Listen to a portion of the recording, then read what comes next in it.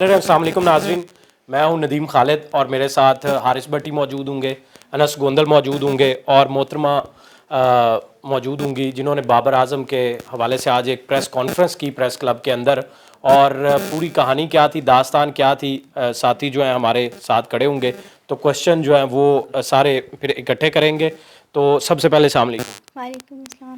तो ये बताएं कि आपका बाबर आजम के साथ कितना पुराना ताल्लुक़ था और किन बुनियादों पर अलहदगी होगी और मौजूदा अभी आपको धमकियां दे रहे हैं, जबकि आप उनके साथ 5 साल रहीं, उसके बाद भी ताल्लुक़ रहा, जब वो मशहूर हो गया उसने आपको छोड़ दिया, क्या वजह क्या बनी और पूरी बात क्या है? बाबर के साथ मेरे ताल्लुक़ पिछले 10 साल से हैं। मेरा क्लास फेलो था, हम लोग इकट्ठे पढ़ते थे, इकट्ठे आना जाना, खाना पीना सब कुछ हमारा एक साथ था। 2010 में बाबर ने जब मुझे प्रपोज़ किया था, हम लोगों ने शादी करने का फ़ैसला किया। शादी करने के बाद हम लोगों ने शादी करने का जब फ़ैसला किया तो फिर हम लोगों ने अपनी फैमिलीज़ को इंसिस्ट किया कि हम लोग शादी करना चाहते। दोनों फैमिलीज़ ने इनकार ही किया एक तरह से। तो क्योंकि हमारे में आउट ऑफ कास्ट शादी नहीं करते, मेरी फैमिली ने थोड़ी रिस्ट्रिक्शन जब की तो बाबर ने मुझे घर से भगा लिया। 2011 में बाबर मुझे लेके चला गया। फिर शादी करने की बजाय उसने मुझे मुख्तलिफ जगह पे किराए के मकान में रखा। किराए के मकान पे रखा तो सिर्फ बाबर ने मुझे बताया हुआ था कि उसको क्रिकेट खेलने का बहुत शौक़ है और वो क्रिकेट खेलना चाहता है। उसको मैंने यही बोला था कि आप क्रिकेट अपनी खेलें, ठीक है, जो होगा देखा जाएगा। फिर वक्त गुजरा, मैंने काफ़ी दफ़ा इस दौरान इसरार भी उसको किया कि हम शादी कर लेते, बट वो यही कहता रहा हालात अभी इस तरह के नहीं कि हम शादी करें, अभी हालात ऐसे नहीं हैं, ये है वो है।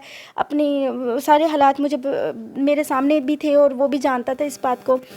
तो फिर इस तरह हुआ कि हम लोग इसने मुझे काफ़ी तौर मैं नहीं चाहती थी कि मेरे साथ कोई भी फ़िज़िकली रिलेशनशिप्स बनाए। इसने मुझे मेरी मर्ज़ी के अगेंस्ट रिलेशनशिप्स बनाता रहा, क्योंकि मैं तो बेबस थी, मेरे पास तो कोई और चॉइस थी नहीं। मेरे तो हालात ही कुछ इस तरह के हो गए थे घर से। फिर मैंने काम किया, नौकरी की, नौकरी करते करते थोड़े पैसे इनकम सेविंग करके मैंने एक सैलून किया क्योंकि फाइनेंशियल तौर पे बाबर तो ज़ीरो था, बिल्कुल ज़ीरो था, और उसको इस मुकाम तक लाने के लिए फाइनेंशियली स्ट्रॉन्ग होना बहुत ज़रूरी था।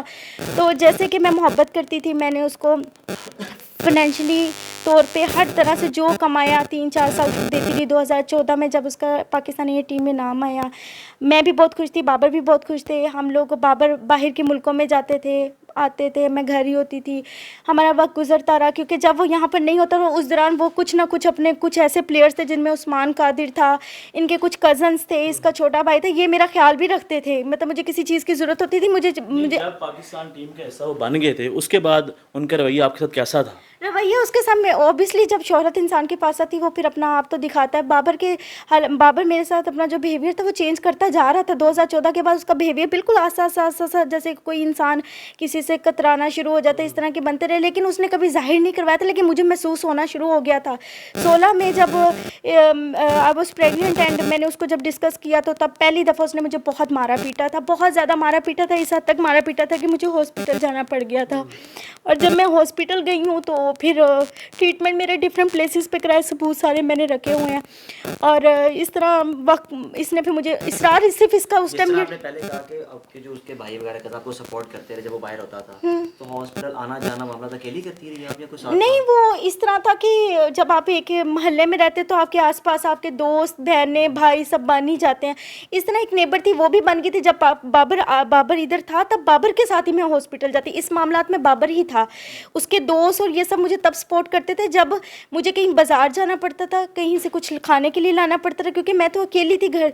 तो उस बुनियाद पे फिर बाबर अपने कज़न या भाई को कहता था यार वो घर अकेली, उसको जाके ये चीज़ करके आ जाओ, जैसे एक हस्बैंड करता है अपनी वाइफ के लिए, इस तरह वो मुझे ट्रीट करता था।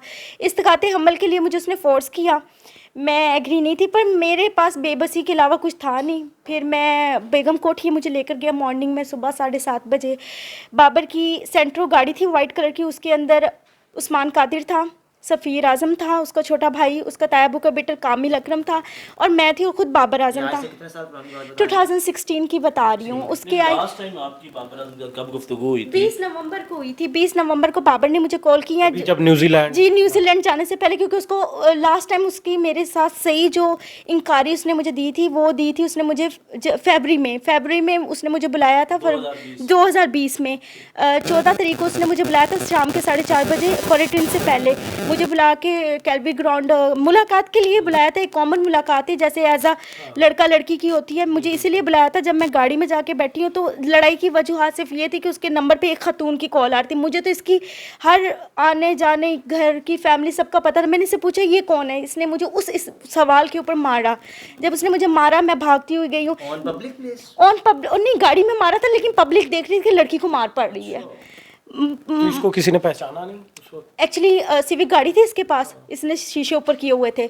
दोबारा फिर एक मुलाकात हुई है, उस टाइम ये ऑडी पे आया है और जब आया है तो इसने तब भी मुझे फिर मारा। लेकिन मैं सिर्फ अब मुझसे लोग सवाल करते, जो मेरा मेन सवाल है, लोग मुझसे सवाल करते मैं 10 साल तक क्यों खामोश रही। मैं खामोश नहीं रही। मुझे जब जब बाबर आजम ने मेरे साथ तशद्दुद किया, जब जब मुझे मारा, जब जब मुझसे मेरे साथ ज्यादती की, मैं तब तब पुलिस के पास गई हूँ। मैं कानून के पास हूँ क्योंकि वो मेरा राइट था। मेरे कानूनी उसके खिलाफ कोई कानूनी कार्रवाई 17 में करने की उन्होंने कोशिश की थी, लेकिन मैंने आपको बताया कि हमारी मशरूत सुलह हो गई थी। और जब मैं अब गई हूँ 10 दिन पहले, जब 18 नवंबर को पहले कॉल किसने की, धमकी की, मैंने जाकर पुलिस कंप्लेन की है उसकी गालम मार्केट में। जी गालम मार्केट में मैंने किया। गालिम शुरू से लेके एंड तक जो बाबर आजम है उन्होंने आपसे वादा किया था शादी का ही वादा करके कोई किसी को घर से लेके जाता है, ऐसा तो कोई नहीं किसी को लेके जाता। और ना मैं बेवकूफ़ थी कि मैं किसी की गर्लफ्रेंड, बतौर गर्लफ्रेंड अगर बनना तो वो तो मैं फिर अपने घर ही ठीक यानी थी। कि आपने उसके पीछे अपनी फैमिली को छोड़ दिया? फैमिली को छोड़ा, मैंने अपना वक्त बर्बाद किया, मैंने सब कुछ अपना उसके कैरियर को बनाने के लिए लगा दिया। नहीं, अब ये भी कहा जा रहा है ना कि आपके पास वीडियो मौजूद है उनकी। किस चीज़ की वीडियो? आपके पास तमाम सबूत हैं जो बाबर का? हाँ जी, तमाम कि सबूत calls है। पे बात होती हाँ थी, जी, सब record सब सारा सब कुछ मौजूद है। जो लास्ट कॉल हुई है वो मेरे मोबाइल में है। मैंने उसी की बुनियाद पे मैं कानूनी कार्रवाई कर रही हूँ। कानूनी कार्रवाई आप कर रही हैं इस वक्त? आखिर में आपका बयानिया क्या है? बाबर आजम अगर आपको शादी करते हैं तो आप एग्री हो जाएंगे, कर लेंगे? नहीं, इतना सब कुछ होने के बाद, इतना जलील दुनिया के सामने होने के बाद कोई किसी से शादी थोड़ी करेगा। मैं तो नहीं आप सिर्फ इंसाफ चाहते अब इंसाफ चाहती हूँ। ठीक है। हैं? बिल्कुल। नाज़रीन, आपने गुफ्तगू सुनी है। और कार्रवाई जो है वो सिर्फ इस वक्त चाहती हैं कि कानूनी तौर पर कार्रवाई हो, बल्कि सिर्फ जो है वो इंसाफ जो है उसको मिल जाए। उसके अलावा वो कोई भी ना शादी करना चाहती है, ना इसके अलावा कोई कार्रवाई चाहती। सिर्फ कानून के मुताबिक बाबर आजम के खिलाफ इन्वेस्टिगेशन हो और उस इन्वेस्टिगेशन में जो भी रिजल्ट आते हैं तो उसके मुताबिक कार्रवाई की जाए। इसी के साथ मुझे दें इजाज़त, अल्लाह ने के बाद।